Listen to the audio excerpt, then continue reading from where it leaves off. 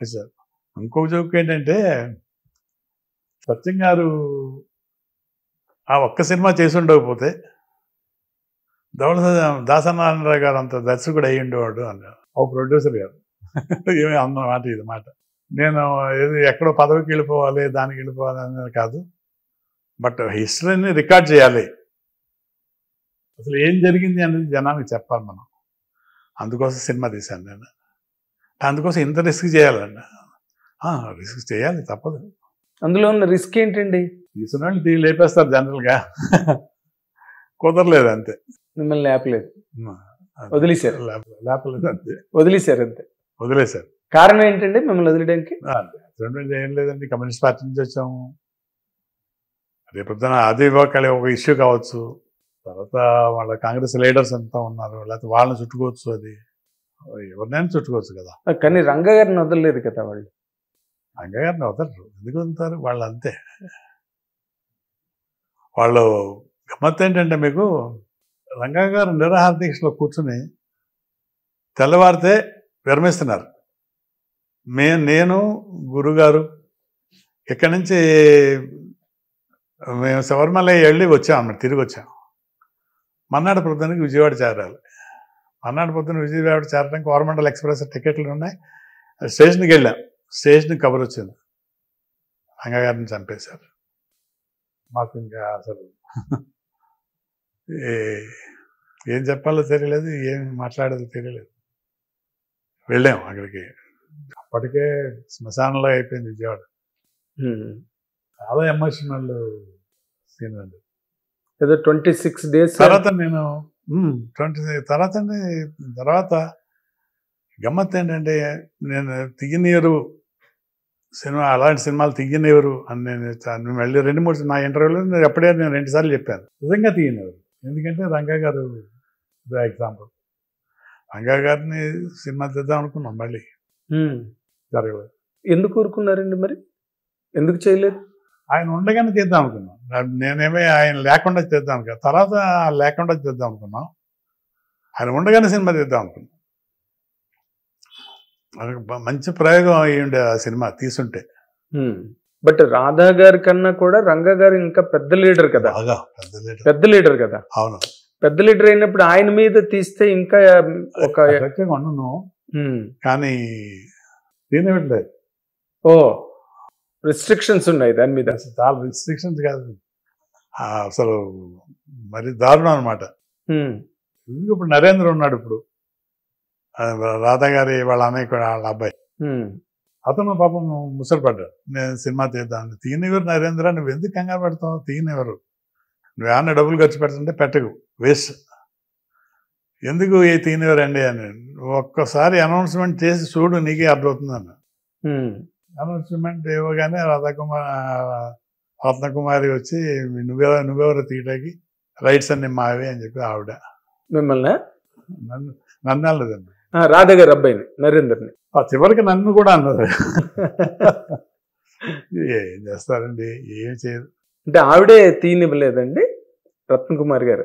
రత్నకుమారి గారు అప్పటికి రంగా గారు పోయిన తర్వాత ఉన్న ఆవిడ మళ్ళీ ఎలక్షన్లో పాల్గొనడం, రాజకీయాల్లో రావటం, ఇదంతా జరిగింది కదా. అవును.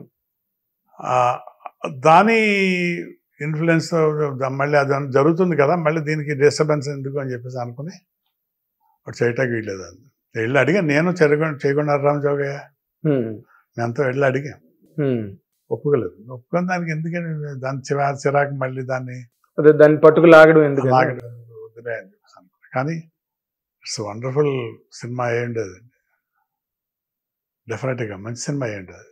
కానీ మళ్ళీ ఊరికే లేనిపోని కక్షలు కార్పణ్యాలు మళ్ళీ చెలరాగడం. కక్షలు కార్పణ్యాలు నా మీదకి అటువంటి ఏం రాలేదండి. కానీ అంతకుముందు అంతకుముందు షూటింగ్ చేయటానికి ముందు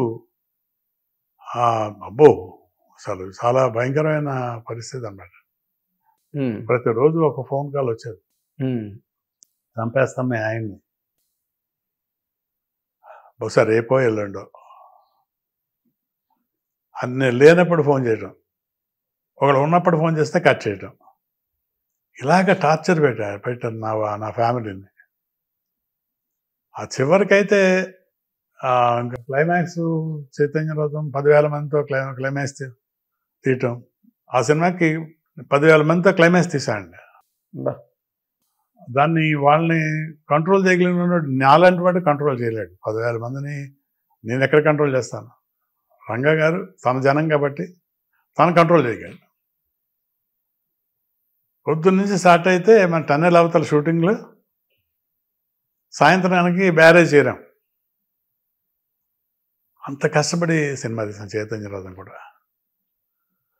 చైతన్య రథం రంగా గారు పోయిన తర్వాత రంగా గారి హిస్టరీ సినిమా తీసా నాకంటే పవర్ఫుల్గా ఎవరు తీయలేరు. అంటే తీయలేరు కానండి, అంటే మీరు కూడా అదే సామాజిక వర్గం మనిషి కాబట్టి మీరు కొంచెం ఏదైనా పార్షాలిటీగా ఇటుపక్క ఎక్కువ ఇన్క్లినేషన్ తీసుకుని ఎదుటి వాళ్ళని పూర్తిగా కొంచెం అలాగ విలనస్గా చూపించడానికి అవకాశం ఉంటుంది అనే అనే కారణం అయి ఉండొచ్చుగా. యాక్చువల్గా తీయాల్సిన విషయం ఏంటంటే చరిత్ర ఒక్కసారి మన కళ్ళ ముందు కనిపించి మళ్ళీ మాయమైపోదు. మళ్ళీ మళ్ళీ వస్తూనే ఉంటుంది, మళ్ళీ వస్తూ ఉంటుంది, మళ్ళీ మరణాలు అన్నీ జరుగుతూనే ఉంటాయి. దాన్ని ఎవరి కోసం తీస్తాం? ఎవరి కోసం చావాలి? ఎవరు చావాలి? ఈ రెండు ఆన్సర్స్ లేవు. యాక్చువల్లీ రంగా గారిని మర్డర్ చేసిన అబ్బాయికి పర్పస్ లేదు. ఎందుకు మర్డర్ చేసాడో తెలీదు. అంటే తెలియకుండా మర్డర్ చేసాడండి, అలా కాదు. తెలియకుండానే మర్డర్ చేశాడు. చంపమన్నాడు ఒక ఆయన, చంపేశాడు అంతే. మన ప్రసన్న కుమార్ అంటున్నాడు, సత్యం గారు ఆ ఒక్క సినిమా కనుక తెలియకుండా ఉంటే దాసరి నారాయణరావుకి ఈక్వల్గా సీట్ గౌరవం పొందుతూ ఉండేవాడు అన్నారు. అంటే మీరు కూడా మరో ప్రేమాభిషేకం నడిపి తీస్తేనా? చైతన్య రథం కాకుండా ప్రేమాభిషేకం కాకుండా. నేను ఇందాక మిమ్మల్ని అడిగిన పాయింట్ అదే. మీరు దాసనారాయణరావు స్కూల్ నుంచి వచ్చి మీరు ఆ కైండ్ ఆఫ్ ఆయన చేసినవన్నీ కూడా వాటికల్ స్వర్గం నరకం, సంసారం సాగరం, కోరికలే గుర్రాలే బిగినింగ్ లో. ఇప్పుడు నీ గమ్మత్ ఏంటంటే, మీకు నేను కో డైరెక్టర్గా అసోసియేట్గా పనిచేసింది చాలా తక్కువ. బట్ నేను ప్రత్యక్షంగా ప్రతి షూటింగ్లోనే ఉన్నాను. దాసనారాయణరావుతో పాటే ఉన్నాను. అలాగే దాసనారాయణరావే నాతో కూడా ఉన్నాడు. అది ఇప్పుడు స్వర్గ నరకం షూటింగ్ జరుగుతుంది అక్కడ బెజవాడలో. బెజవాడతో తొందర రారా సత్యం, నాకు కన్ఫ్యూజన్గా ఉంది అంతాను అలిగేవాడు. లేదు ఏంట్రా నువ్వు నన్ను ఇలా చేసావంటారా అని చెప్పేసి అరుపులు అనమాట ఫోన్లో. మళ్ళీ వెనక్కి తిరిగి వచ్చావు. ఏంటి ప్రాబ్లం ఏంటి అని అంటే, ఆ ఆచార్య క్యారెక్టరు ఏదో నువ్వు ఇంప్రూవైజ్ చేసావు, చెప్పావు, బాగానే ఉంది. తర్వాత ఎవరి పిండి పెట్టాలి, అది ఎవరు యాక్ట్ చేస్తారు, ఎవరేం చేయాలి, నేను చేస్తే బాగుంటుంది అన్నావు. మరి ఏది నువ్వు అక్కడ కూర్చుంటే నేను ఇక్కడ కూర్చుంటే నేనేం చేయను సినిమా అని అరుపులు కేకలు.